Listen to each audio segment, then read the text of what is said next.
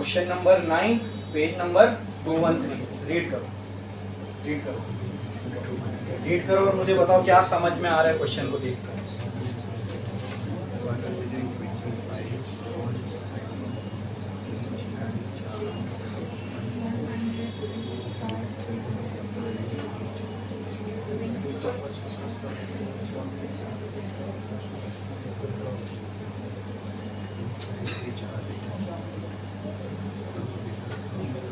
तो मुझे आप बताओ ये 0.5 यूसी क्या है?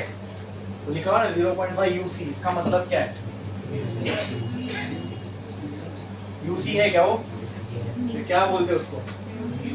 यूनिट में लिखा रहेगा तो उसको म्यू नहीं पढ़ते। वो यूनिट में अगर वैसा यू लिखा रहेगा तो उसको म्यू नहीं पढ़ते। क्या है वो?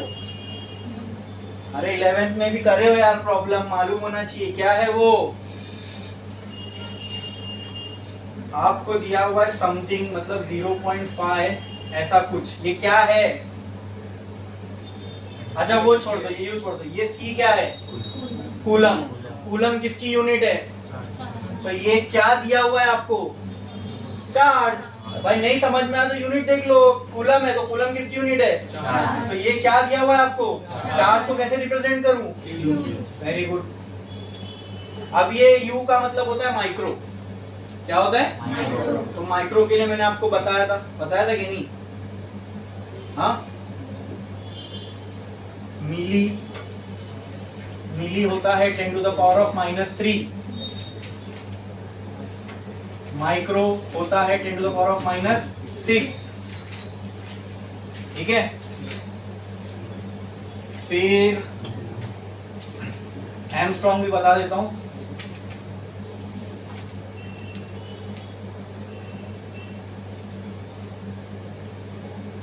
Ten to the power of -10। ठीक है, और नैनो होता है 10 टू द पावर ऑफ -9। तो कहीं पे आपको मिली, पीक, माइक्रो, नैनो, एंगस्ट्रॉम, फिर उसके बाद आएगा पीको, फिर फेम्टो। ठीक है, वो सब तो नहीं होगा, यही सारी चीजें रहेगी। ये लिख लो, ये कोई नहीं बताएगा, ये बहुत बेसिक चीजें हैं।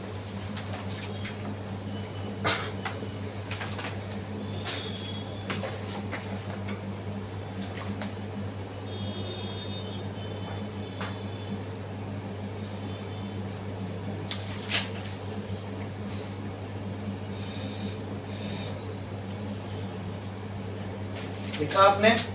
तो कहीं आपको दिख गया माइक्रो, ये हो गया माइक्रो। मिली के लिए ये एम होता है, माइक्रो के लिए यू होता है, इसके लिए एन होता है, एंगस्ट्रॉम के लिए ऐसा लिखा होगा। ठीक है, ये सिंबल भी देख लो। उसके बाद आता है pico 10 to the power of 12, फिर femto 10 to the power of 15, फिर आता है एटो 10 to the power of -18। इतना आपको पीको, नैनो तक हो सकता है कोई ना कोई आ जाए, बहुत रेयर है। माइक्रो तक की कहानी आपको आएगी प्रॉब्लम में। तो इसकी जगह में क्या लिख सकता हूँ? Q = 0.5 × 10 to the power of -6 coulomb. ऐसा यूनिट में आ गए हम लोग? अरे बोलो ना। Each of diameter. अच्छा पहले तो ये बोलो, ऐसे कितने चार्ज है हमारे पास 0.5 माइक्रो कूलम के? हाँ, 125। तो क्या मैं यहाँ बोल सकता हूँ नंबर ऑफ चार्ज n = 125। और हर चार्ज ऐसे 125 चार्ज, और हर चार्ज पे कितना चार्ज है?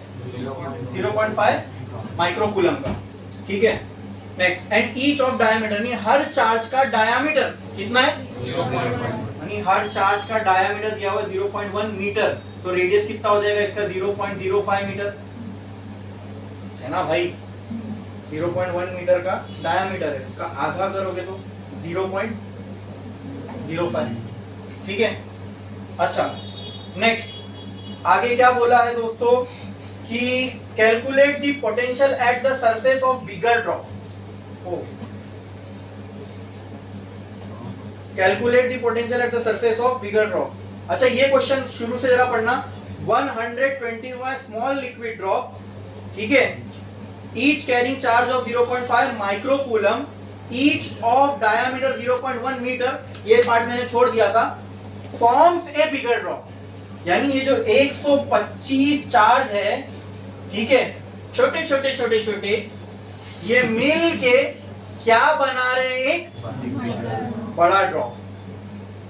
तो ये सारे मिलके एक बड़ा सा एक गोला बनेगा, वो गोला भी एक स्फीयर ही होगा। उस स्फीयर के सरफेस पे बड़े वाले जब ये मिल जाएंगे तो एक बड़ा स्फीयर बनेगा ना। हाँ नहीं नहीं नहीं, सही है कि नहीं? जब ये छोटे छोटे सब मिल जाएंगे 125 तो एक बड़ा स्फीयर बनेगा। उस बड़े स्फीयर के सरफेस पर क्या पोटेंशियल होगा वो आपको फाइंड करना है, ठीक है। तो आपको फाइंड करना है पोटेंशियल, सिंपल लिख देता हूं मैं, पोटेंशियल फाइंड करना है। क्या फाइंड करना है? पोटेंशियल। बोलो कैसे करेंगे? कुछ तो हिंट दो मुझे आपसे थोड़ा तो हिंट चाहिए, थोड़ा दिमाग लगाओ कि इसमें कैसे प्रोसीड करेंगे, जल्दी।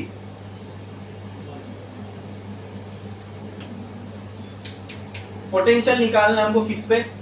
बड़े वाले स्फीयर पे, मतलब जो बड़ा वाला स्फीयर बनेगा सारों को मिला के उसके सरफेस पे। तो क्या आप सिर्फ इतना कैसे करना वो मैं बताऊंगा सिर्फ, लेकिन इतना बता सकते हैं यहाँ फॉर्मूला कौन सा यूज होगा? बड़े स्फीयर के सरफेस पे पोटेंशियल निकालना है, स्फीयर के सरफेस पे पोटेंशियल निकालना है, स्फीयर के सरफेस पे पोटेंशियल निकालना है ना? बड़ा हो या छोटा स्फीयर हो, निकालना तो उसके स्फीयर के सरफेस पे है ना। तो स्फीयर के सरफेस पे पोटेंशियल निकालना है, स्फीयर के सरफेस पे पोटेंशियल निकालना है। बोलो कैसे निकालनी है? हाँ हाँ, स्फीयर के सरफेस पे पोटेंशियल निकालना है, स्फीयर के सरफेस पे पोटेंशियल निकालना है। टेक्स्ट बुक क्यों देख रहे हो? मैंने तो पूरे चैप्टर खत्म कर दिया, मैंने टेक्स्ट बुक खोला नहीं, सब कुछ आपके नोट्स में है। स्फीयर के इतना हिंट दे रहा हूं फिर भी अगर आप नहीं समझ पा रहे तो वो दुख की बात है। स्फीयर के सरफेस पे पोटेंशियल निकालना है।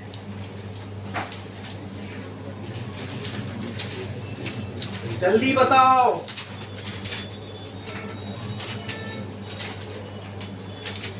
स्फीयर के सरफेस पे पोटेंशियल निकालना है।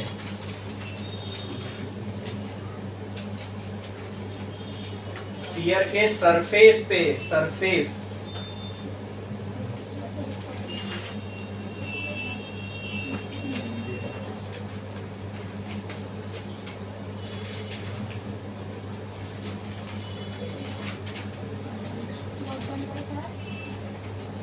अरे भाई हमने स्फीयर के लिए पोटेंशियल निकाला है, स्फीयर के सरफेस पे कितना पोटेंशियल होगा ये आपने निकाला नहीं।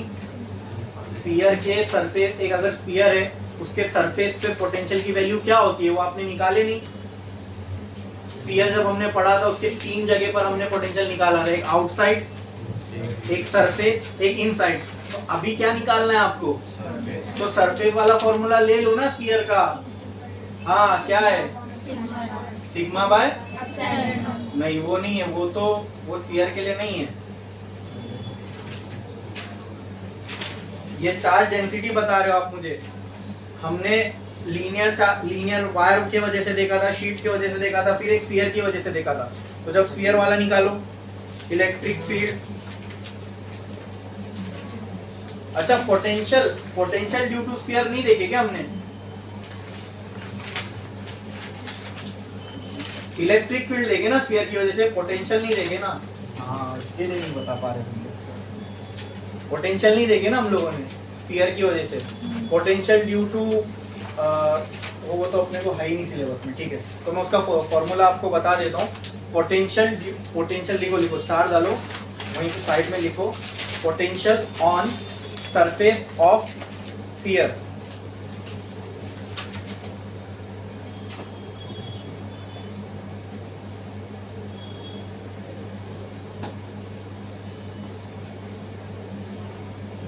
ठीक है, इसका फॉर्मूला होता है V is equal to Q upon 4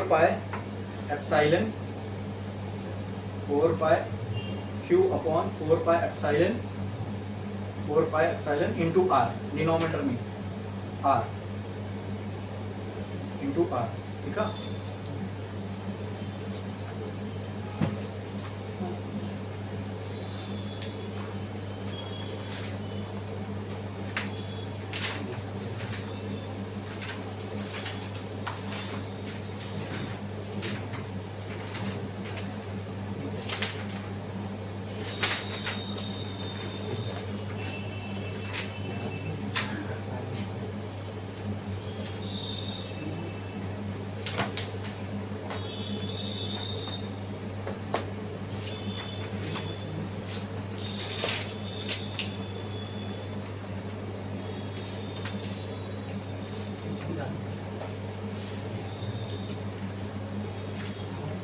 इसमें हमको डिटेल में डीप में तो जाना नहीं है, इसलिए मैंने आपको खाली ये बता दिया कि अगर आपको एक स्फीयर दिया हुआ है, इस स्फीयर का रेडियस r है और आपको और ये मान लो स्फीयर के ऊपर पूरा पॉजिटिव चार्ज है, ठीक है।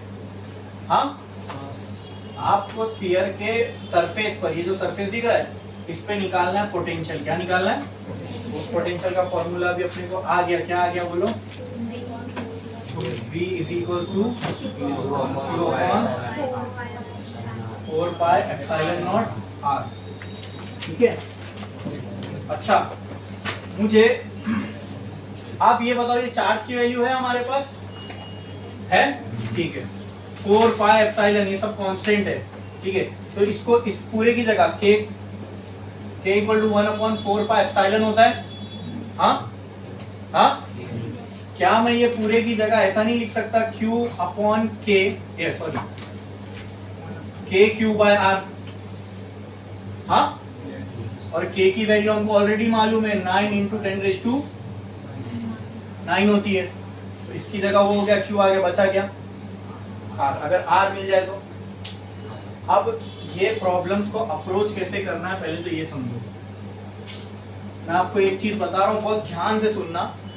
ये जो मैं चीज बताने जा रहा हूँ, ये सिर्फ इस प्रॉब्लम में नहीं, इस चैप्टर में नहीं, ऐसे टाइप के कोई भी चैप्टर का कोई भी प्रॉब्लम हो, उसमें आप ये कॉन्सेप्ट यूज कर सकते हो। जब भी आपको ऐसे टाइप का प्रॉब्लम आए जिसमें ये बोला जा रहा है कि यहाँ नंबर ऑफ ड्रॉप्स है, ये मिलके एक बड़ा ड्रॉप बन रहा है, जब भी ऐसे टाइप का क्वेश्चन आया, याद रखो मैं क्या बोल रहा हूँ। ऐसे questions mechanical property of fluid में भी आते हैं, वहां पे ड्रॉप्स की बात होती है। जब भी ऐसे टाइप का क्वेश्चन आए कि बहुत सारे छोटे ड्रॉप है, ये मिलके एक बड़ा ड्रॉप बन रहा है, तो हमेशा दिमाग में याद रखना है, यहाँ आपको वॉल्यूम कंजर्वेशन अप्लाई करना है। क्या अप्लाई करना है? Volume conservation. क्या अप्लाई करना है? Volume conservation. क्या अप्लाई करना है? Volume conservation. अब ये वॉल्यूम कंजर्वेशन होता क्या है ये समझो। देखो, 125 छोटे छोटे ड्रॉप, ठीक है, जितनी दुनिया में वॉल्यूम ऑक्यूपाई करेंगे उतनी एक बड़ा ड्रॉप करेगा। देखो, मेरे पास 1 लीटर पानी है, ठीक है, ये दुनिया में जितनी जगह ऑक्यूपाई कर रहा है, अगर ये 1 लीटर पानी को मैं 100 छोटे छोटे टुकड़ों में बांट दूं, क्या वो 100 छोटे छोटे, और वो 100 को मैं एक के ऊपर एक रख दूं, तो क्या ये भी दुनिया में उतनी जगह ऑक्यूपाई करेगा? ये लॉजिक समझ में आया आपके? जैसे मान लो अभी मेरे पास कोई एक इंसान है, वो दुनिया में जितनी ऑक्यूपाई कर रहा है जगह, उसको मैंने पूरा काट दिया, छोटे छोटे टुकड़े करके मैंने उसको लाइन से ऐसे उसका एक पुतला बना दिया, तो क्या वो छोटे छोटे टुकड़े सब मिलके भी उतने ही जगह ऑक्यूपाई करेंगे जितना ये कर रहा है? इसको बोलते हैं वॉल्यूम कंजर्वेशन। मतलब वॉल्यूम कंजर्व्ड है, वॉल्यूम चेंज, वॉल्यूम कांस्टेंट रहती है। कोई चीज को आप छोटे छोटे टुकड़े में तोड़ दो, उसको वापस से जोड़ दो, तो जगह तो वो उतनी ही लेगा। आई बात समझ में? तो क्या मैं बोल सकता हूं, volume of 125 small drops will be equal to 1 big drop. इसको ही बोलते हैं वॉल्यूम कंजर्वेशन। कंजर्व का मतलब क्या होता है? कांस्टेंट रहना, चेंज नहीं होना। तो कहना है से by volume conservation, volume of 125 small drops will be equal to, अरे बोलो, वॉल्यूम ऑफ 1 बिग ड्रॉप। अब ये क्वेश्चन खास करके मैंने इसलिए खुद करा रहा हूं ताकि आप लोगों को ये कंसेप्ट क्लियर हो जाए। जब भी ऐसा क्वेश्चन आए, मैं बोल रहा हूं सिर्फ इलेक्ट्रोस्टैटिक में नहीं, कोई भी चैप्टर में जब ऐसे टाइप का क्वेश्चन आए कि बहुत सारे छोटे ड्रॉप से उनसे मिलके एक बड़ा ड्रॉप बन रहा है, तो हमेशा वहां पे वॉल्यूम कंजर्वेशन अप्लाई करना। इससे क्या होगा मालूम है? ये यही स्टेप से गुजरेगा, ये सारे प्रॉब्लम्स इसी स्टेप से गुजरते हैं। वॉल्यूम कंजर्वेशन अप्लाई कर दोगे ना, सबसे पहले आपको रेडियस मिलेगा। क्या मिलेगा? फिर वो रेडियस कहीं ना कहीं यूज होएगा, देखना। तो वॉल्यूम कंजर्वेशन से क्या मैं बोल सकता हूँ, जितने ये 125 ड्रॉप दुनिया में जगह वॉल्यूम ऑक्यूपाई करेंगे, उतना ही एक बड़ा ड्रॉप करेगा, ठीक है। तो वॉल्यूम ऑफ स्मॉल ड्रॉप कैसे निकाल सकता हूं मैं? बोलो, स्मॉल ड्रॉप का शेप क्या है? स्फीयर। तो स्फीयर की वॉल्यूम का फॉर्मूला क्या है? 4/3 पाई r क्यूब लेकिन यहाँ मैंने कौन सा आर लिखा, स्मॉल, कौन सा आर, स्मॉल। अब ये तो एक छोटे वाले स्फीयर का हो गया, ऐसे कितने हैं, इनटू क्या कर दिया 125, ठीक है। ये पूरी वॉल्यूम किसके बराबर होगी, 4/3 पाई कैपिटल आर क्यूब के, ठीक है। यहां मैं लिख देता हूं आर क्या होगा, रेडियस ऑफ, बोलो, स्मॉल स्फीयर, और कैपिटल आर क्या होगा, रेडियस ऑफ स्मॉल ड्रॉप लिख देता हूं मैं, हाँ, और बिग ड्रॉप। क्लियर, समझ में आया, पक्का। अब मुझे बताओ यहां से ये 4 पाई और ये 4 पाई पूरा क्या हो जाएगा, कैंसिल, बचेगा क्या यहाँ 125 R cube is equal to capital R cube. क्या स्मॉल आर की वैल्यू हमको ऑलरेडी दी हुई है, चेक करो 0.05। तो यहां से क्या आ जाएगा 125 इंटू, या चलो मैं 125 को ये इजी करने के लिए मैं आपको बता रहा हूँ, 125 को मैं ऐसा कर सकता हूँ क्या 5 क्यूब, हाँ, इंटू आर क्यूब, हाँ, बोलो, इज इक्वल टू आर का होल क्यूब, समझे, हाँ। अब अगर ये दोनों पे क्यूब लगाए तो इसको तो मैं होल क्यूब ले सकता हूँ, और ये वहां जाएगा तो क्या हो जाएगा क्यूब रूट, क्या हो जाएगा क्यूब रूट, क्या हो जाएगा, मतलब अगर ये 5r द होल क्यूब ले लिया मैंने, इसका मतलब ये 3 इसको भी लग रहा है, 3 इसको भी लग रहा है, बराबर के नहीं, हाँ, हाँ, इज इक्वल टू ये हो जाएगा r क्यूब।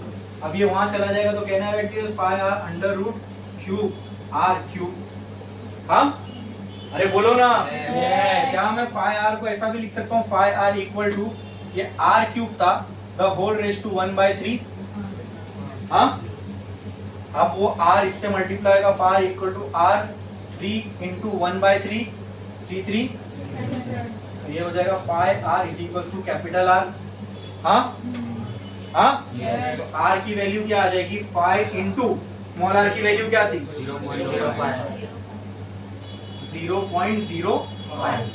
ये सॉल्व करोगे तो यहाँ से आपको r की वैल्यू आ जाएगी मीटर्स में, अरे बोलो, इतना समझ में आया। यहाँ से आपको किसकी मिल गई, कैपिटल आर की वैल्यू, किसकी मिल गई, कैपिटल आर। अब आपको कैपिटल आर की वैल्यू मिल गई, ये सारे छोटे छोटे ड्रॉप्स मिलके क्या बनाने वाले थे, एक बिगर ड्रॉप, और उस बिगर ड्रॉप के रेडियस को आपने क्या माना आर, और इसके सरफेस पे आपको क्या निकालना है, potential.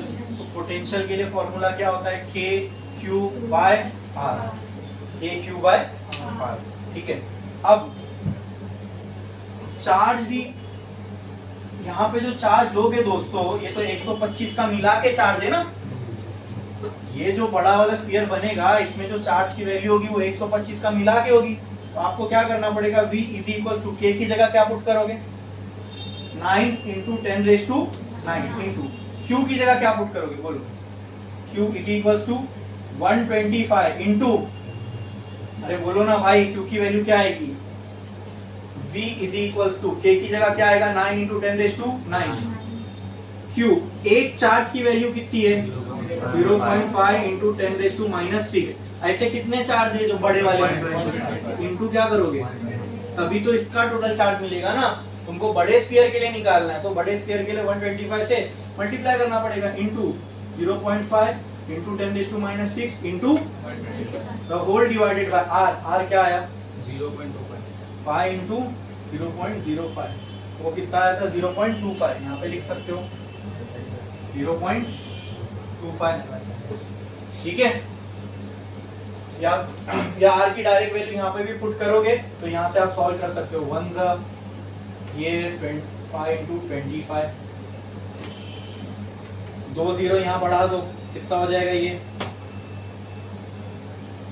P is equal to 9 into 10⁻⁹ into 0.5 into 10⁻⁻⁶ into 25 divided by 2 0 यहाँ बढ़ गए तो क्या हो जाएगा 5 हो जाएगा, 2 जीरो ऊपर बढ़ाना है तो इसको 10⁻11 कर दो और ये हो जाएगा 5। 5 यहाँ से गया, ये 5, तो ये भी हो जाएगा इतना, ऐसा। डिनोमिनेटर खत्म, डिनोमिनेटर खत्म। 11 5 11 6 कितना हुआ 5, तो v इक्वल टू इतना कुछ बचेगा 9 इंटू, तो 9 इंटू 0.5 ये होता है 4.5। 0.5 मतलब 1/2, 1/2 का 9 0 4.5 11 और 6, 11 में से 6 गया, कितना बचा, ऐसा कुछ आएगा। कितनी वैल्यू आ रही है देखो, हाँ हाँ कितनी आ रही है, आर की वैल्यू अपनी को कितनी आई, कैपिटल आर की 0.25, वेरी गुड। और फिर 9 into 10 to the power of 9, next 0.5 into 125 into 10⁻⁻⁶। तो मेरे से यहाँ पे कुछ कैलकुलेशन मिस्टेक हुई होगी, ठीक है। बाकी सब बराबर है, अपनी जो आर की वैल्यू है वो प्रॉपर आई है, ठीक है। तो यहाँ तक मैं इसको छोड़ देता हूँ, इसके आगे तो यहाँ तक छोड़ देता हूँ, इसके आगे कैलकुलेशन का ही पार्ट है, आप लोग करना, ठीक है। करो करो, छापो छापो छापो, जल्दी जल्दी, कोई भी कैलकुलेशन में अपने को यहाँ पे टाइम वेस्ट नहीं करना, करो।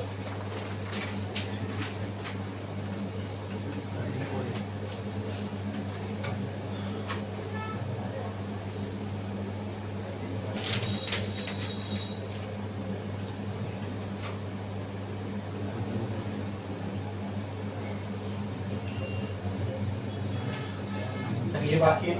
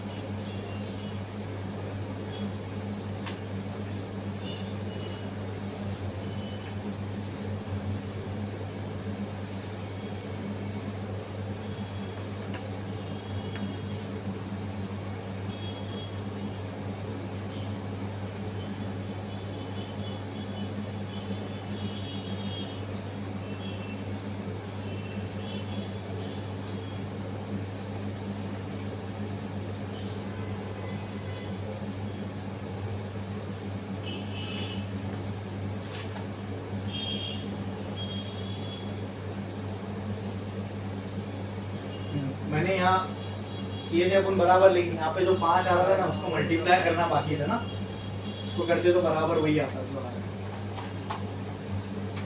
ये मैंने 4.5 इंटू 10⁻5 लिखा था, लेकिन साथ में 5 भी तो बचता ना, वो 5 नहीं लिखा।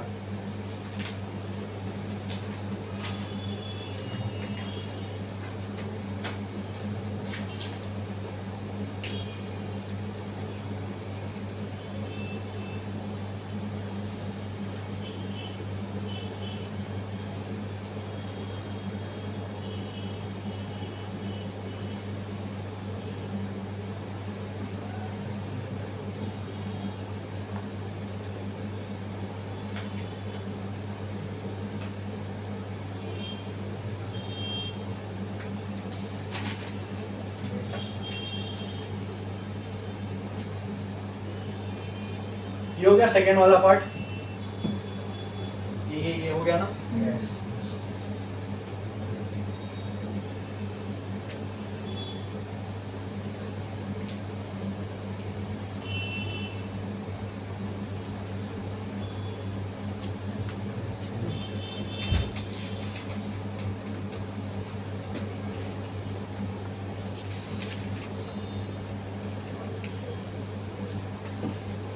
करो जल्दी।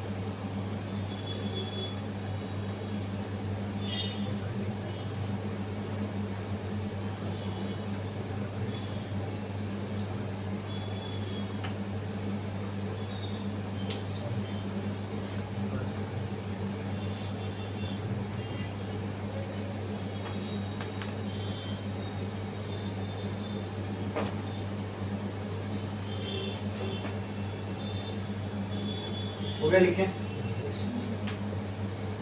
नेक्स्ट ये क्वेश्चन का, a charge Q is move from point A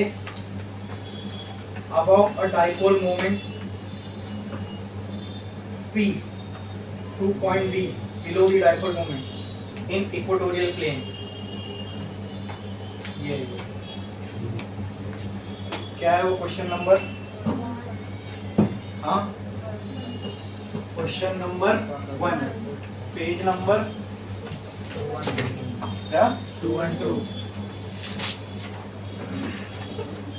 question number 1, page 212। ठीक है, इसका डायग्राम अपने को दिया हुआ है कुछ इस तरह। यहाँ माइनस क्यू का चार्ज है, यहाँ प्लस क्यू का चार्ज है, और यहाँ पे एक डॉटेड लाइन दी हुई है and it is represented by A B. अब क्वेश्चन देखो क्या बोला है, a charge Q is move from point A to point B,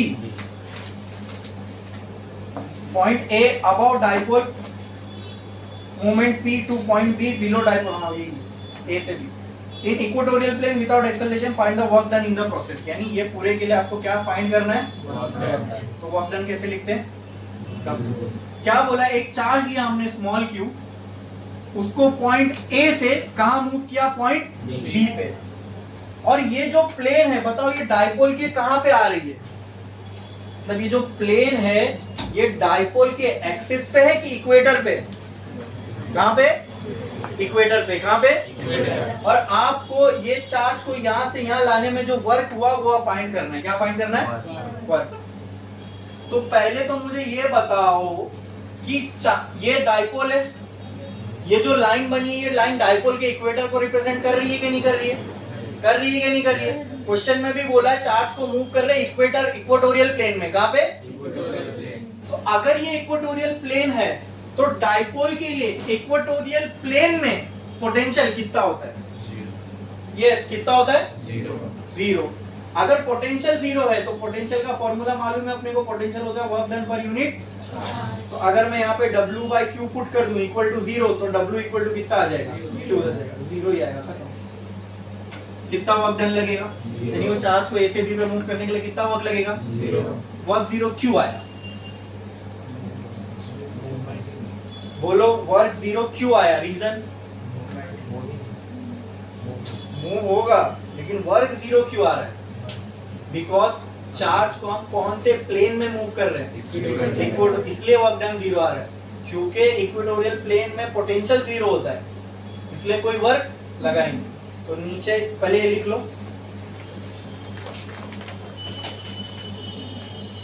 लिखने की जरूरत नहीं है, यहाँ पे डायरेक्ट ये भी लिख सकते हो, V इक्वल टू जीरो।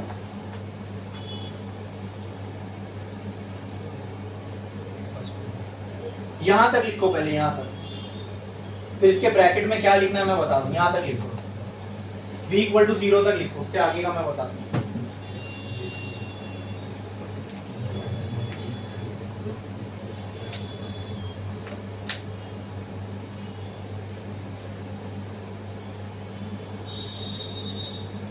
ठीक है, इसके ब्रैकेट में लिखना V equal to zero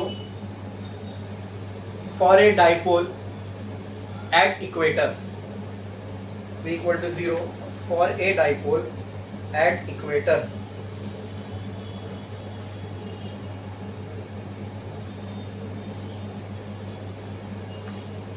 for a dipole at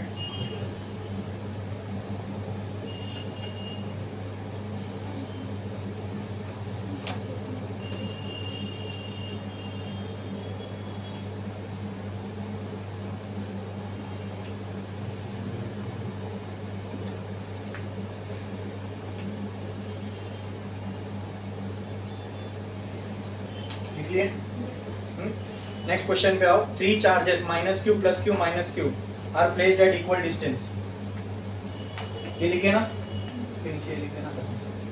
problem कितना आया? ये समझा कि नहीं समझा? अरे बोलो समझा। पक्का ना? Yes. बढ़े आगे। नेक्स्ट क्वेश्चन पे आओ। 3 charges minus Q plus Q and minus Q are placed. ठीक है। क्वेश्चन नंबर 4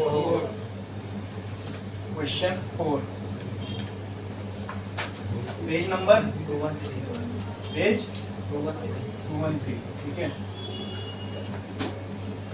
चलो देखते जाओ। 3 चार्ज है minus Q plus Q minus Q are placed at equal distance on a straight line. तो इसको पहले बना लो। एक स्ट्रेट लाइन है, उस पे कितने चार्ज है? 3। कौन कौन से? Minus Q plus Q and minus Q. और तीनों एक दूसरे से क्या है? इक्वल डिस्टेंस पर है। तो मान लो शुरू में मैं लगा देता हूँ माइनस क्यू, बीच में मैं लगा देता हूँ प्लस क्यू और लास्ट में मैं लगा देता हूँ, और तीनों में सेम डिस्टेंस है। मतलब इन दोनों के बीच में अगर आर है तो इन दोनों के बीच में भी अब हो गए तीनों सेम डिस्टेंस पर। हाँ, क्या लिखा हुआ है?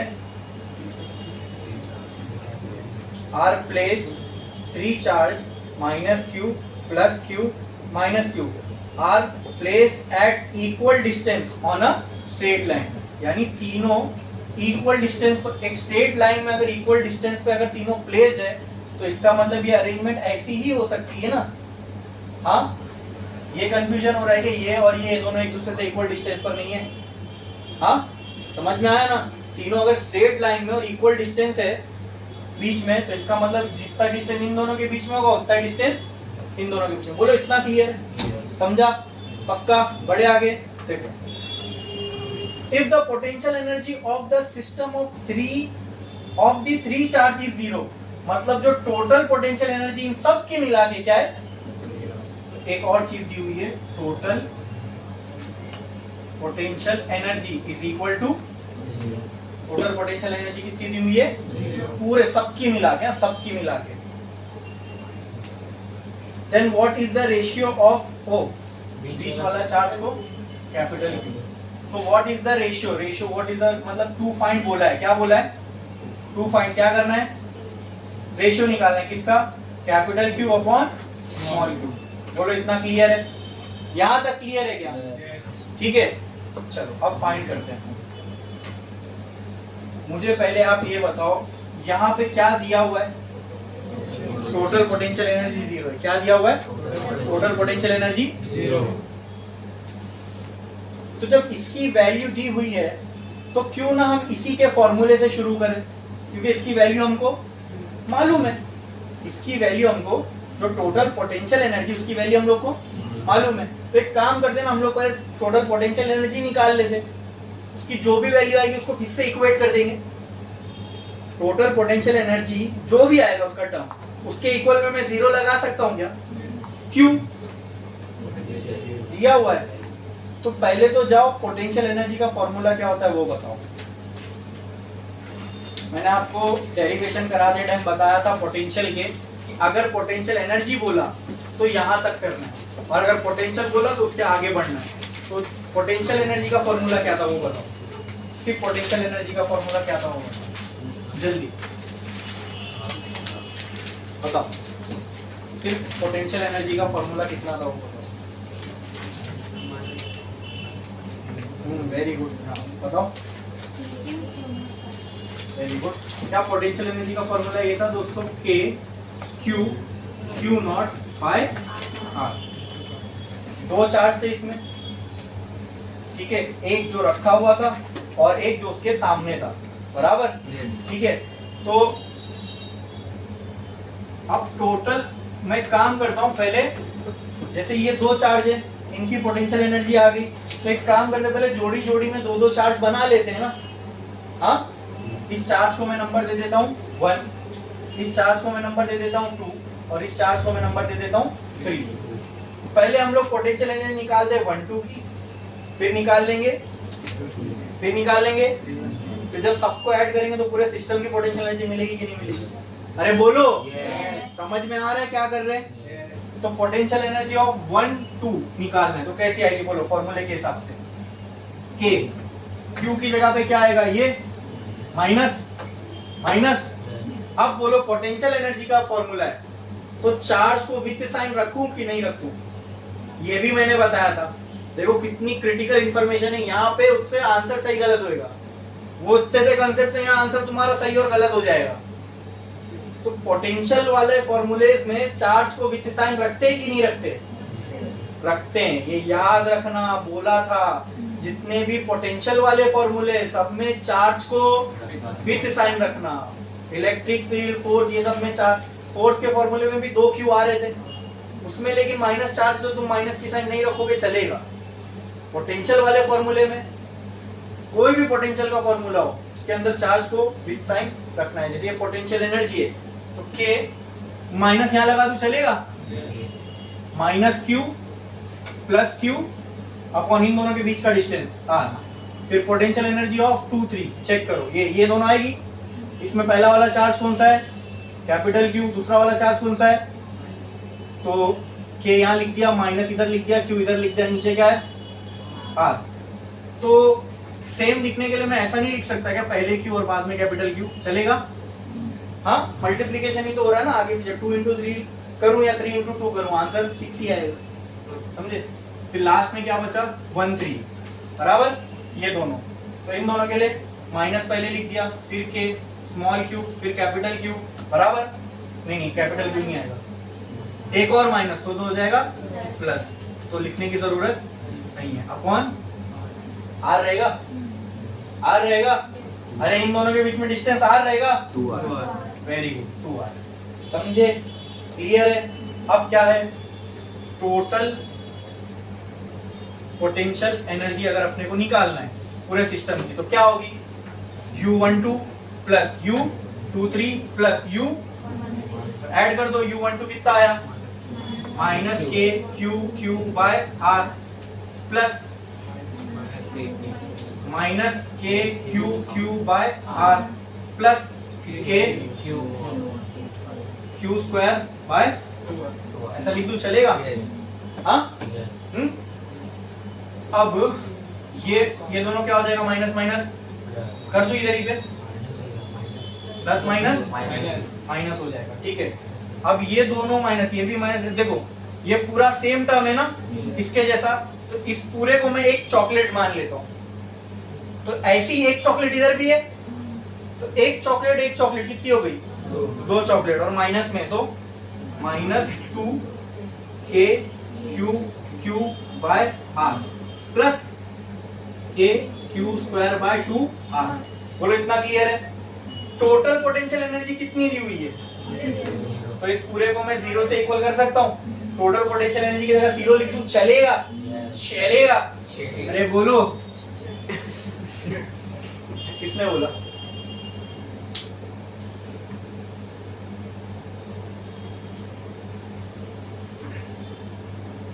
देखो मैं अगर तुम लोग से फ्री हो रहा हूँ ना सिर्फ इसलिए कि तुमको जो यहाँ पढ़ा रहा हूँ थोड़ा बोर नहीं हो, अच्छे से समझ में, तो मेरे सर पे चढ़ने की कोशिश मत करना। हाँ, अगर तुम मेरे सर पे चढ़ के नाचना चाहोगे ना तो फिर तुमसे कैसे डील करना है मैं बहुत अच्छी तरीके से जानता हूँ। मैं तुमसे इतना ही फ्री रहता हूँ जिससे कि तुम मेरे से डाउट पूछने से डरो नहीं। ठीक है, मैं तुम्हारा दोस्त नहीं हूँ, मैं तुम्हारा दोस्त नहीं हूँ। तुम मेरे साथ वैसा बिहेवियर नहीं रख सकते जैसे तुम मोहल्ले में अपने दोस्त के साथ बैठ के रखते हो। तो यहाँ मैं जो भी मस्ती मजाक करता हूँ ना वो सिर्फ मेरे साइड से हो सकती है। क्यों? क्योंकि आपको ये लेक्चर थोड़ा लाइट लगे बस। इसका मतलब मैं मजाक कर रहा हूँ, इसका मतलब ये नहीं कि तुम रेसिप्रोकेट करके तुम मेरे बात पे कोई मजाक करो। अपन दोस्त नहीं है, कि तुम, मैं जो बोल रहा हूँ तो तुम मेरे बात पे कुछ नहीं, तुमने भी कमेंट कर दिया। हाँ, ये लाइन खींचना बहुत जरूरी है, क्योंकि पता नहीं, तुम हो सकता है ऐसे टीचर्स से गुजरे होंगे कि जो पढ़ाने में वो उनकी स्ट्रेटेजी यही होती है कि कंटेंट नहीं होता है ना, तो बच्चों को ये मजाक मस्ती करके अपना वो बना लो, भक्त बना लो, अपने आप को आइडियलाइज कर दो। तुम ये गलत फहमी में नहीं रहना।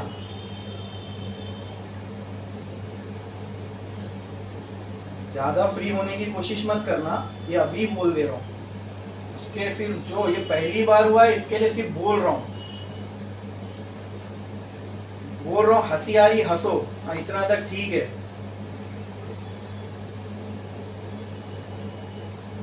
तुम बोलो मत कुछ, ऐसा उल्टे सीधे कमेंट मत करो, वरना उसके फिर जो कॉन्सिक्वेंसेस होंगे, अगर मैंने यहाँ नहीं रोका, ये तुम्हारी हिम्मत मेरे को मालूम है, फिर वो कहाँ कहाँ पे क्या क्या निकल सकता है।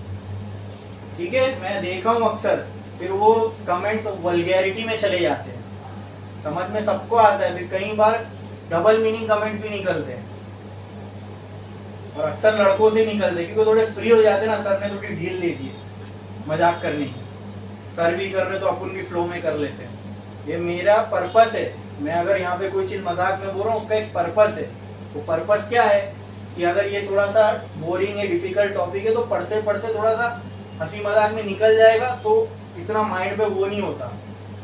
इसका मतलब ये नहीं कि मैं तुम्हारे साथ दोस्ती यारी करने बैठा हूँ और तुम लोग मेरे साथ मस्ती मजाक करोगे, या अपन साथ में आपस में कर सकते हैं, नहीं।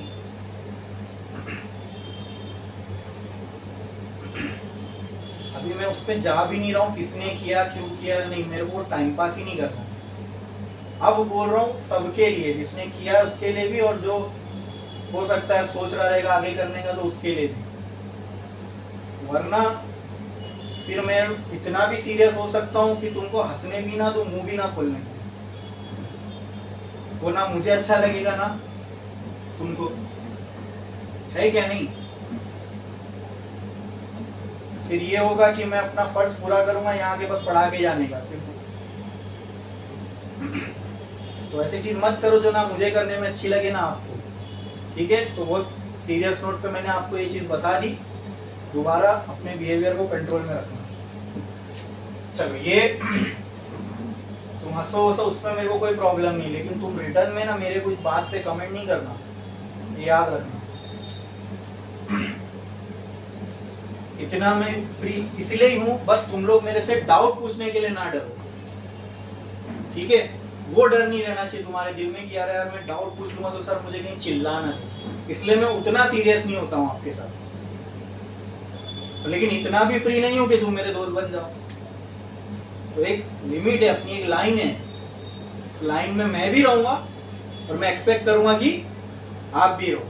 ठीक है, तो अपना रिलेशन बहुत अच्छा रहेगा, लाइफ टाइम अपना जो ये रिलेशन एस्टेब्लिश हुआ है ये जिंदगी भर रहेगा, है ना। ना मैं ऐसी कोई बात करूं जो आपको बुरी लगे, ना आपको ऐसी चीज करो जो मुझे बुरी लगे। We can be respectful towards each other, right, है ना। और ये रेस्पेक्ट के साथ अगर हम लोग चलेंगे तो बिल्कुल अपना जो जर्नी है बहुत अच्छे से चलेगी। पूरा साल चलना है ना आपको अपने को साथ में, हाँ, तो बस इसका ध्यान रखो, अगली बार नहीं होना चाहिए। ये -2KQ/R और ये 2R है, ठीक है।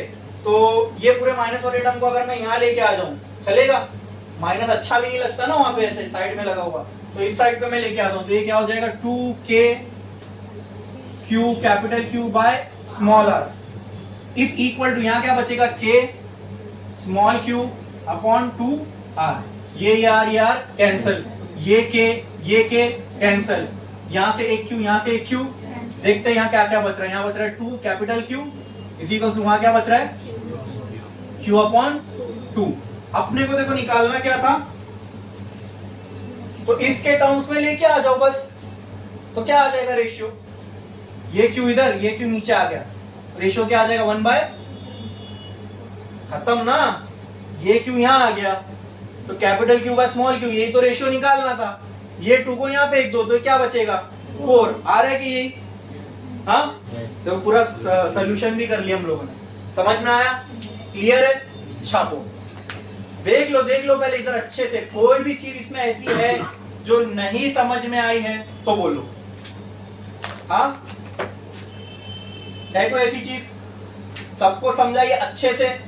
देखो क्या क्या यूज किया हमने इसमें, पोटेंशियल एनर्जी का फॉर्मूला। आप बोलोगे सर आपको कैसे पता चला पोटेंशियल एनर्जी का फॉर्मूला यूज करना है? तो वो हिंट कहां से मिला था? गिवन से। गिवन में ही दिया हुआ है। जब ये दिया हुआ है तो we can use this formula ना, इसकी कंडीशन हम लोग यूज कर सकते हैं, तो उसी को हमने यूज किया, उसकी जगह पर 0 पुट कर दिया, आ गया आंसर। ठीक है, छापो ये जल्दी।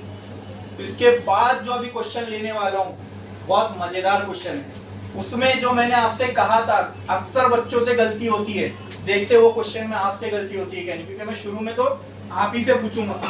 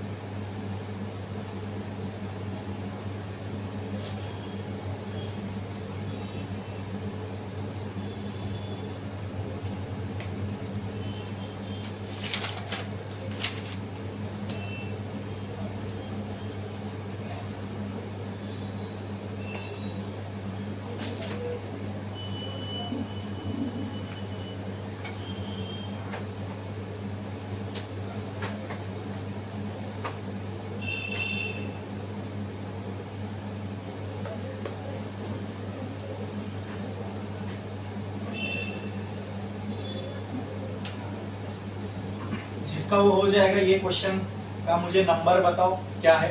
13 क्वेश्चन 13, पेज नंबर, 213 पेज 213 213। इसका हो गया है तो वो ये इस पर थोड़ा सा गौर कर सकते हो। क्वेश्चन आपके सामने है, मैंने सिर्फ डायग्राम बनाया हूँ, बट यहाँ क्या फाइंड करना है वो भी आप देख सकते हो। तो रीड करो जरा क्वेश्चन और कोशिश करो समझने की ये क्वेश्चन में करना क्या है, फिर अपन डिस्कस करेंगे इस पे।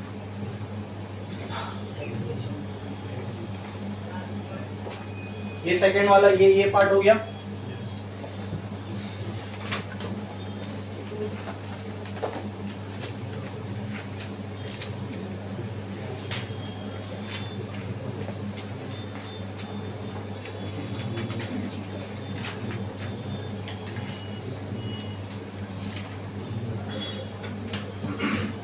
अभी ध्यान दो इधर पे, ये क्वेश्चन पे find the equivalent capacitance between P and Q. P और Q के बीच का आपको क्या निकालना है? Equivalent capacitance. इक्विवेलेंट कैपेसिटेंस का कंसेप्ट सिर्फ तभी आ सकता है जब या तो वहां सीरीज में कनेक्टेड हो कैपेसिटर या पैरेलल में, तभी तो इक्विवेलेंट बनाने बोलेगा ना, जहां एक से ज्यादा कैपेसिटर होंगे। ठीक है, आगे। Given the area of each plate is A and separation between plate is D। दिया हुआ है आपको प्लेट के बीच का सेपरेशन एरिया। ठीक है, पहले हम फर्स्ट वाला कर लेते हैं, फिर सेकंड वाले पे जाएंगे। ओके, मुझे आप ये बताओ कि ये 3 कैपेसिटर है, ये K1 K2 K3 क्या है? बोलो। हाथ रेस करो, बोलो गलत तो गलत चलेगा। K1 K2 K3 क्या है?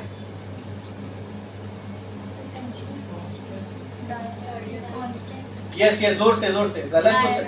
यस इट इज पोटेंशियल नहीं है, क्योंकि पोटेंशियल होता तो V से रिप्रेजेंट करते, है ना? तो K क्या रिप्रेजेंट करता है? और यहाँ पे K1 K2 K3 मतलब यहाँ पे 3 अलग अलग डाइलेक्ट्रिक कांस्टेंट है। आई बात समझ में? ठीक है, तो ये सिंपल है, ये सबका इक्विवेलेंट कैपेसिटेंस निकालना है अपने को। तो कैसे निकलेगा? तीनों किसमें दिख रहे अपने को? तीनों किसमें कनेक्टेड है? पैरेलल में। तो इक्विवेलेंट कैपेसिटेंस फॉर पैरेलल क्या होता है? Very good, C1 plus C2 plus C3। अब इक्विवेलेंट कैपेसिटेंस निकालना है P और Q के बीच में। तीनों भी कैपेसिटर तुमको किसमें दिख रहे हैं?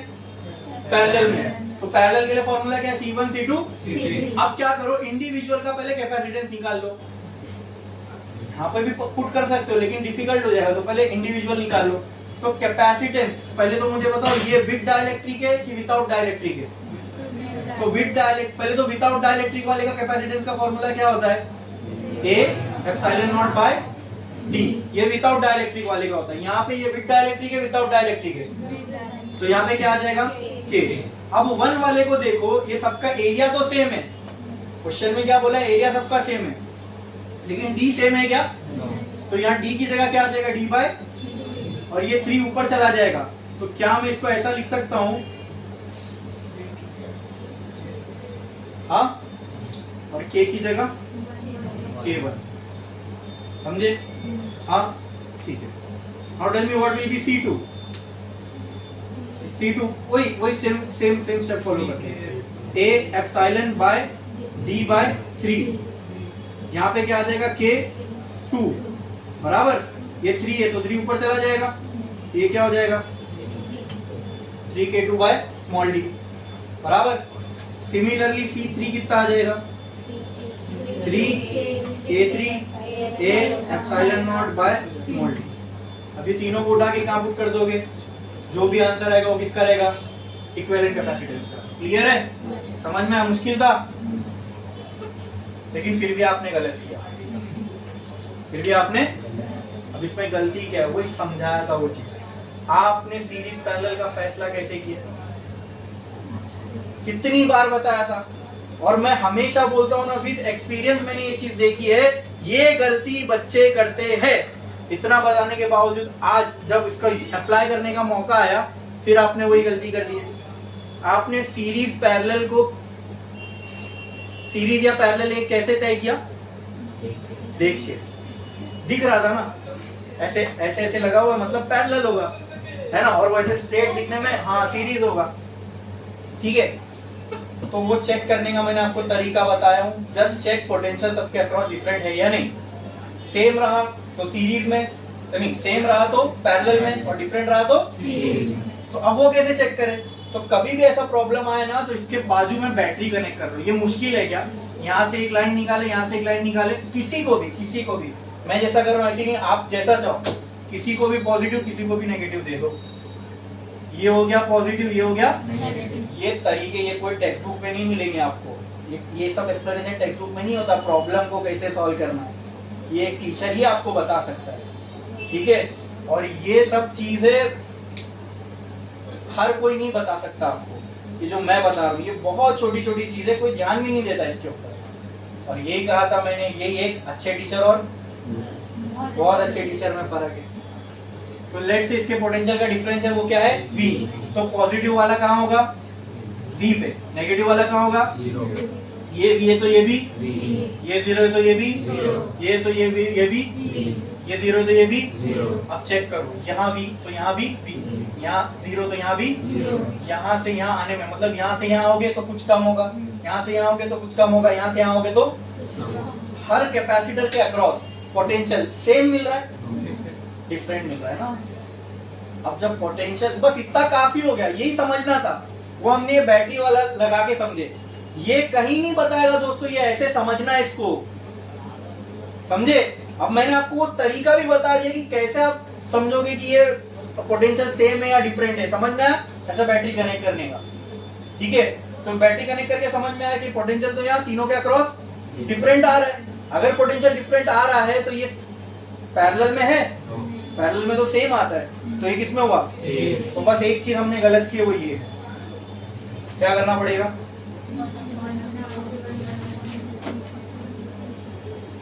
समझे? अब यहाँ पे सारे फॉर्मूले पुट करो तो क्या आएगा? C equivalent will be equal to 1/C1 की जगह क्या आएगा? तो एक काम करो ना, D ऊपर ही जाने वाला है, तो इसका 1/D C की जगह 3K1 A epsilon naught, clear है?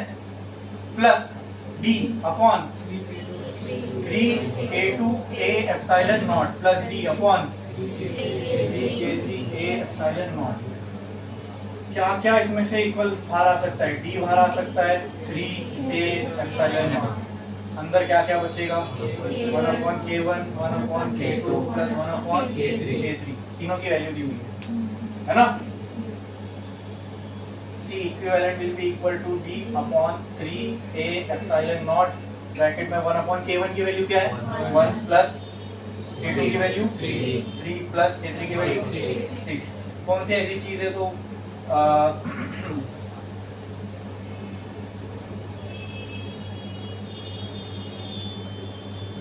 बोलो, इसको कैसे सॉल्व करोगे? तीनों के डिनोमिनेटर को सेम करना पड़ेगा ना। हाँ, तो एक काम करो, 6 2 12 आता है ये करने कि नहीं? अरे तीनों का डिनोमिनेटर सेम करना है तो तीनों किससे 12 में जाएगा? 6 2 12, यहाँ 2 तो यहाँ भी 2 आ जाएगा, 3 4 तो यहाँ 4 तो यहाँ भी 4, और इसको तो 12 से ही मल्टीप्लाई करना पड़ेगा। तो नीचे सबके डिनोमिनेटर क्या हो गए? ये मैथ से भाई इसमें कोई फिजिक्स है ही नहीं, इसलिए फटाफट कर रहा हूँ। ये नीचे क्या आ गया? तीनों का 12 हो गया 12, ये 12, ये 4, ये 2, 12 16 18 बराबर। और यहाँ क्या बचेगा? C equivalent equal to D upon 3A epsilon not, 3 1 जा 3 6 जा 6 1 जा, तो C equivalent will be equal to D upon 2A epsilon not. ऐसा आ गया इक्विवेलेंट कैपेसिटेंस। अभी ये तो मैंने पूरा सॉल्व भी करके बता दिया, समझे? क्लियर है? अब इसका नेक्स्ट पार्ट, मतलब जो अगला एक और क्वेश्चन है, ठीक है? इसी के अंदर एक और क्वेश्चन है। अरे ये समझे कि नहीं समझे बोलो? तो एक काम करो, जब तक ये छापो फटाफट जल्दी, फिर उसका मैं डायग्राम बनाता हूँ, जब तक ये छापो जल्दी। हाँ वो यहाँ 1, यहाँ पर भी 1/C इक्विवेलेंट आएगा, है ना? मतलब बोल रहे उल्टा होगा ना, तो यहाँ मैंने पैरेलल का सीरीज का तो लगा दिया, यहाँ 1/C इक्विवेलेंट नहीं लिखा था। ये सारे क्या हो जाएंगे? 1/C इक्विवेलेंट, 1/C इक्विवेलेंट, ये भी हो जाएगा 1/C इक्विवेलेंट, और ये किसका आंसर है? 1/C equivalent. तो उल्टा हो जाएगा, C इक्विवेलेंट निकालना, तो क्या हो जाएगा? 2A epsilon not by D। इतनी खुशी होती ना एक बार में जब आंसर राइट आ जाता है, तो पहले देख के ऐसा लगता है अपने तो बस की बात ही नहीं है। तुमको कुछ नहीं करना है, राइट रॉन्ग का डर तुमको लेके नहीं चलना है, तुम खाली सही मेथड फॉलो करो, राइट आंसर अपने आप आएगा। गलती ऐसे प्रॉब्लम में कहाँ होती है? सावधान कर दिया ना मैंने, कभी भी देख के मत डिसाइड करना। अब एक और चीज समझ लो, ये सिर्फ कैपेसिटर के लिए वैलिड नहीं है, रेजिस्टर के क्वेश्चंस, इंडक्टर के क्वेश्चंस, उसमें भी यही चीज है। कभी भी देख के डिसाइड नहीं करने का सीरीज है पैरेलल है, you always have to check whether potential is same और डिफरेंट।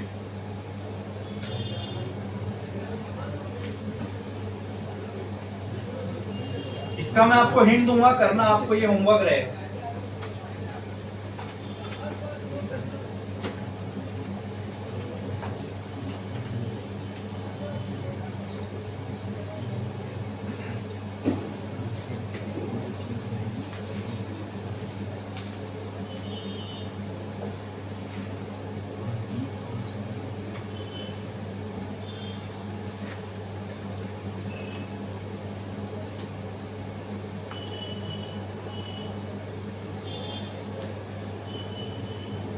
बहुत मस्त क्वेश्चन नहीं होगा।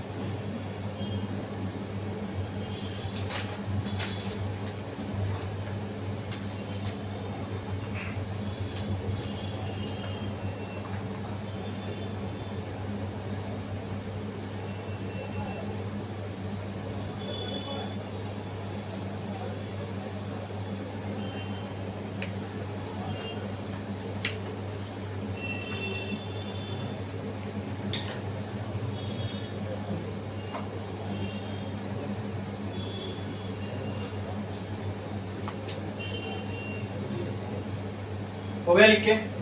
कितने लोगों का बाकी है? जल्दी छापो, जल्दी कॉपी करो।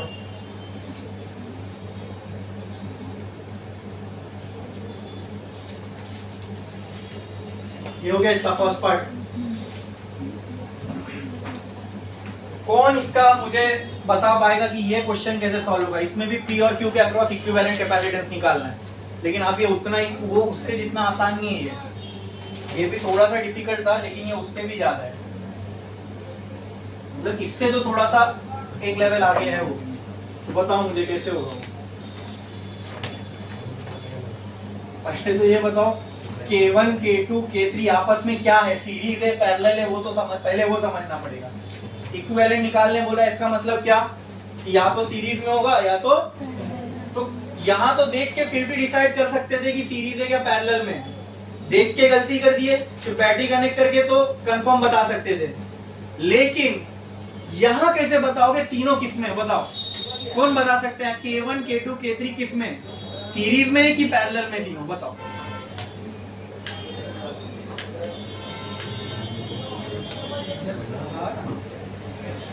थोड़ा सा लॉजिक लगाओ, थोड़ा सा दिमाग लगाओ, फट से आ जाएगा। K1, यहाँ पे K1, K2, K3 तीनों किसमें थे? सीरीज में थे। वैसे यहाँ पे आइडेंटिफाई करना है, तो ही हम लोग फिर इक्विवेलेंट का फॉर्मूला किसका यूज करना है वो डिसाइड करेंगे ना। बताओ मुझे, देख के चलो।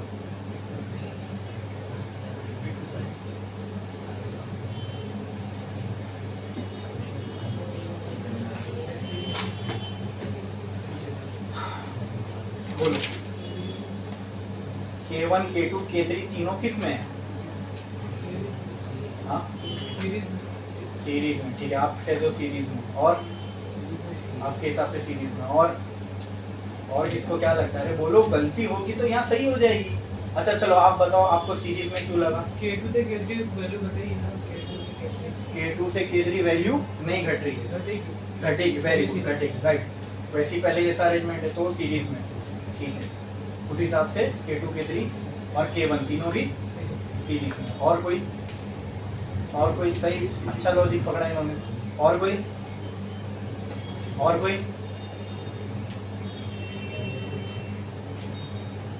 पैरेलल लग रहा है क्या?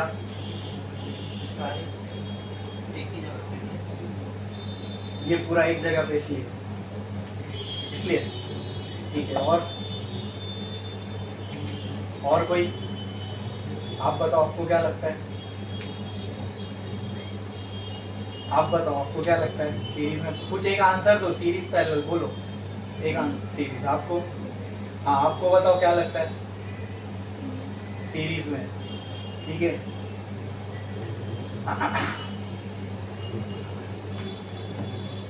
तो यहाँ पे एक ट्विस्ट है, ट्विस्ट ये है, बताता हूँ। ये तीनों एक दूसरे में ना सीरीज में ना पैरेलल में, तीनों नहीं है। क्यों नहीं है वो समझो, बताता हूँ आपको क्यों। ये दोनों सीरीज में, और जो इसका इक्विवेलेंट आएगा वो इससे पैरेलल में है। ये क्वेश्चन ऐसा है, समझे? आपको समझाऊंगा भी ऐसा क्यों है, लेकिन इतना समझ लिए, बोला ना उससे थोड़ा सा एक लेवल आगे। क्यों? क्योंकि यहाँ डायरेक्ट तीनों सीरीज पैरेलल में नहीं है, इसमें ये दोनों सीरीज में। अब ये दो सीरीज में तो इनका एक इक्विवेलेंट कैपेसिटेंस आएगा, तो वो कुछ ऐसा होगा कि नहीं? देखो यहां आ जाएगा C इक्विवेलेंट, अब ये K वाला, क्या ये दोनों मिलकर ऐसा एक कैपेसिटर बनेगा? अब ये दोनों जो होंगे वो पैरेलल में होंगे। आओ देखो कैसे बताता हूं, ठीक है। पहले इन दोनों को ले लो, इन दोनों को, ये कुछ दोनों ऐसे, ठीक है। यहाँ P है, यहाँ Q है, हाँ ये K2 है, ये K3 है, यहाँ P है, यहाँ Q है। कर दो बैटरी कनेक्ट, कोई भी कहीं भी पॉजिटिव कहीं दे दो, नेगेटिव कहीं दे दो, चलेगा। ये पॉजिटिव, ये इतना मस्त मेथड बता रहा हूँ ना आपको इसको सॉल्व करने का। ऐसे में इसमें कभी आपकी गलती होगी ही नहीं, ठीक है। ऐसे क्वेश्चन एंट्रेंस में भी आते हैं, वो सेम लॉजिक आप वहां इस्तेमाल, बैटरी कनेक्ट करो, कभी आप गलती करोगे ही नहीं। ये हो गया V, प्लस में क्या आएगा? नेगेटिव में ये भी, तो ये भी, ये जीरो तो ये भी तो ये जीरो तो ये भी तो ये जीरो तो ये। तो यहाँ से यहाँ आने पे पोटेंशियल का क्या हुआ? ड्रॉप। मतलब ये दोनों किसमें? पोटेंशियल चेंज हो रहा है, यानी ये दोनों किसमें? तो पहले क्या करो, इन दोनों को सीरीज में सॉल्व करो, समझे? अब कैसे करोगे? इन दोनों का मतलब इन दोनों का इक्विवेलेंट निकालना है, तो C equivalent will be equal to, oh sorry, 1 upon C equivalent will be equal to 1 upon, ये 2 है ना, C2 प्लस 1 अपॉन C3, ऐसा है। अब तुम वो जानते हो C2 कैसे निकालना है, C3 कैसे निकालना है, वो तो आसान है। इसमें डिफिकल्ट पार्ट यही था, क्या पैरेलल है क्या सीरीज वो समझना, समझे? हाँ, इसमें चकरा जाओ, 1 2 दिमाग घूम जाएगा, अरे कौन क्या है समझ ही नहीं आ रहा है, और वो जानबूझ के वैसे ही दिया हुआ है। अब ये दोनों को तुम सॉल्व करोगे तो एक ये सॉल्व करने के बाद यहाँ से एक C इक्विवेलेंट आएगा, वो C इक्विवेलेंट होगा ये पूरे का, मतलब अब ये दोनों मिलके एक हो गए। ठीक है, अब ये सिनेरियो यहाँ पे बनाता हूँ। ठीक है, यहाँ पे P है, यहाँ पे Q है, फिर से क्या करो, बैटरी कनेक्ट कर दो, पोटेंशियल भी यहाँ भी और यहाँ, ये भी तो ये भी, ये जीरो तो ये भी, ये भी तो ये भी, ये भी तो ये भी, ये जीरो तो ये भी, जीरो। अब ये तो ऐसा, ये पूरी प्लेट पे क्या होगा पोटेंशियल, ये पूरे प्लेट पे पोटेंशियल क्या होगा, बीच में कहीं थोड़ी ना चेंज हो रहा है। हाँ, ये कैपेसिटर तो ऐसे ऐसे लगे हुए, मतलब इसके पूरे के अक्रॉस क्या है, बी है, इसके पूरे के अक्रॉस भी क्या है, ऐसा वहां हो रहा था क्या, नहीं। ये कैपेसिटर की दूसरी प्लेट पे पोटेंशियल भी नहीं था, आई बात समझ में? हाँ, फिर यहाँ से यहाँ आने पे फिर डिक्रीज हो रहा है, आई बात समझ में? और ये यहाँ पे दोनों के अक्रॉस में क्या है, जीरो, क्या है, जीरो, क्लियर है? तो यहाँ दोनों के अक्रॉस में V है, यहाँ दोनों के अक्रॉस में जीरो, मतलब दोनों कैपेसिटर के अक्रॉस में पोटेंशियल क्या है, V और जीरो, दोनों के अक्रॉस, मतलब पोटेंशियल यहाँ पे क्या है, सेम है कि डिफरेंट, क्या है, सेम है ना। अगर सेम है मतलब अब इन दोनों किस में है, जबकि दिख किस में रहे, सीरीज में। देखो डिफिकल्ट बोला ना, डिफिकल्ट इसलिए ये दोनों दिखने में पैरेलल में लेकिन है सीरीज में, ये दोनों दिखने में सीरीज में लेकिन है पैरेलल में, और तीनों एक दूसरे से ना सीरीज में ना पैरेलल में, समझे? तो ये क्वेश्चन अगर आप कर लिए तो मतलब समझो सीरीज पैरेलल का कोई भी क्वेश्चन कर लोगे, और इससे डिफिकल्ट तो नहीं आएगा। समझ में आया? तो इसके आगे कैसे सॉल्व करोगे, अब C इक्विवेलेंट निकालना है ये पूरे का, जब ये पूरे का C इक्विवेलेंट निकालोगे तो एक अक्षय कैपेसिटर आ जाएगा ना, मतलब PQ का निकाल लिया आपने। फिर C इक्विवेलेंट कैसा आएगा, C1 प्लस, इसको मैं C इक्विवेलेंट की जगह CS बोल देता हूं, चलेगा? हाँ, क्योंकि C इक्विवेलेंट नाम इसको दे रहा हूं ना, CS मतलब वो सीरीज वाला था इसके लिए। हाँ, तो C1 प्लस CS, यानी यहां से आपको किसकी वैल्यू आएगी, यहां से आपको किसकी वैल्यू आएगी, CS की, किसकी, CS। वो CS की वैल्यू क्या पुट करोगे, इधर पे। C1 का भी आप निकाल सकते हो कैपेसिटेंस, जैसे C2 का निकालोगे, जैसे C3 का निकालोगे, वैसे C1 का निकालोगे। CS तो यहाँ से आ जाएगा, दोनों को ऐड करोगे तो, अरे बोलो, मिलेगा कि नहीं मिलेगा? समझ में आया? पक्का एकदम क्लियर है, ये नहीं कराऊंगा मैं, ठीक है? पूरा तो कंसेप्ट बता दिया, अब खाली मैथ्स करना है इसके अंदर। हाँ, नहीं समझ में आया तो वीडियो खोल के देख लेना इसके अंदर क्या क्या मैंने कंसेप्ट बताया हूँ फिर से। हाँ, लेकिन आना चाहिए आपको। आप समझ रहे हो क्यों आपको छोड़ रहा हूँ? एकदम स्पून फीडिंग हो जाएगी अगर ये कर लिए, मतलब मैंने आपको समंदर में तैरना सिखा लिया, ठीक है? इसके बाद अगर कुछ प्रॉब्लम आएगी एग्जाम में तो क्या आएगी, इससे छोटी आ सकती, इससे बड़ी नहीं आ सकती। मतलब समंदर में तैरना सीख गए तो पूल में तो तैर लोगे ना। हाँ, तो समंदर की तैयारी हो रही है अपनी, ये सॉल्व करना है आपको। जैसे मैंने यहाँ सॉल्व किया, मेरा आंसर आया ना बराबर, वैसे आपका भी बराबर आना चाहिए जैसा है बुक में, ठीक है? जो फाइनल आंसर है वो क्लियर है। ये फाइनल आंसर नहीं है, जो यहाँ आएगा ना ये होगा फाइनल आंसर, ठीक है? समझ में आया? ये मत छापो, ये मत छापो, ये पूरा स्क्रैच से करना है आपको। खाली ये लिख लो मंगता को, ठीक है? बाकी पूरा स्क्रैच से करना है सिस्टमैटिकली। पहले C2 निकालोगे, फिर C3 निकालोगे, फिर C2 C3 यूज करके CS निकालोगे। वो रख गया, CS को डब्बा बना के रख देना। फिर ये डायग्राम दोबारा बनाना, वहां CS लिखना, यहाँ K लिखना, बराबर, ठीक है? और इसमें कैलकुलेशन में भी थोड़ा घूमेगा दिमाग। क्यों मालूम है? क्योंकि वहां A तो सेम था, यहाँ A भी A/2 है और D भी D/2 है, ठीक है? ठीक है? हाँ, तो आराम से करना, कर सकते हो, कोई मुश्किल नहीं है। डर लग रहा है क्या? हाँ, अरे समझ में आया तो कर सकते हो। ज्यादा से ज्यादा क्या होगा, गलती हो सकती है ना, वो कब मालूम पड़ेगा जब पूरा सॉल्व कर लोगे और आंसर नहीं आएगा, अलग आएगा। ठीक है, तो फिर देखना अपने कहाँ पे गलती की है। अगर नहीं समझ में आए तो मेरे पास लेके आ जाना कि बताना सर देखो मैंने पूरा सॉल्व किया लेकिन आंसर गलत आ रहा है, तो जो गलती रहेगी अपन आइडेंटिफाई करेंगे। हाँ ठीक है, तभी तो केपेबल बनोगे ना खुद भी सॉल्व करने के। ऐसे ऐसे क्वेश्चंस एक्सपेक्ट कर सकते हो आप एग्जाम में आने के लिए। ठीक है, ठीक है, तो चाहिए तो वो बना लो, और हिंट के लिए चाहिए तो आप ये थोड़ा सा लिख सकते हो साइड में। बाकी करना पूरा ही स्क्रैच से है आपको। ठीक है, तो खैर अभी तो अपने को और एक लेक्चर जाएगा इसको, है ना। आपका टेस्ट कभी है?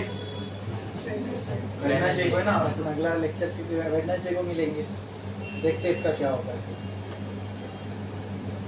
काफी न्यूमेरिकल बचे अपना, थियरी तो पूरा खत्म हो गया। न्यूमेरिकल में भी अपन ने मान लो 30% कर लिए, लेकिन 70% बाकी है। ये सीरीज पैरेलल का मैंने करा लिया, और कुछ हम लोगों ने शुरुआत के देखे, पोटेंशियल के, वर्क के, पोटेंशियल एनर्जी के। ठीक है, बीच में और भी कुछ कुछ है अच्छे अच्छे न्यूमेरिकल, वो करना है अपने। रुको मेरे को बताओ, ये 25 वाला अपन ने किए, 4A वाला किए, 25 वाला किए। ठीक है, फिर वर्क डन 0 आया वो किए, पोटेंशियल एनर्जी वाला किए। तो टिक करो मैं जो बोल रहा हूँ। और dipole with its charges -q and +q located at point -b0 q। ठीक है, अरे ये समझ में आपको पूरा एकदम अच्छे से क्लियर है? इसमें किसी को कोई डाउट है? एकदम अच्छे से समझाना। वो वाला क्या है आपके लिए, होमवर्क करना ही है। हाँ? ठीक है, मैं चेक अगले लेक्चर में नहीं करूंगा, मेरे को थोड़ी गरज है, सीखना आपको है। हाँ, अगर चाहते हो मुझे ये करने को आए तो करो, तुम करे नहीं करे मुझे कैसे मालूम पड़ेगा। अगर सही होगा तो तुम खुद आंसर लेके आओगे मेरे पास, सर मुझे सही आया, गलत होगा तो लेके आओगे। और जो नहीं करना चाहता, मैं किसी को फोर्स नहीं कर रहा, कर लोगे तो ये इसमें एक्सपर्ट हो जाओगे। ऐसा कोई भी क्वेश्चन आया तो 4 मार्क के लिए ही आएगा, उससे कम के लिए नहीं आएगा, या तो 3 मार्क, उससे कम के लिए आ ही नहीं सकते ऐसे क्वेश्चन। तो मैक्सिमम मार्क्स वाले क्वेश्चन आपके तैयार, और एक कंसेप्ट, तो जो नहीं करेगा उसका खुद का नुकसान है। मैं चेक वेक नहीं करता। ठीक है, आज के लिए बस इतना ही।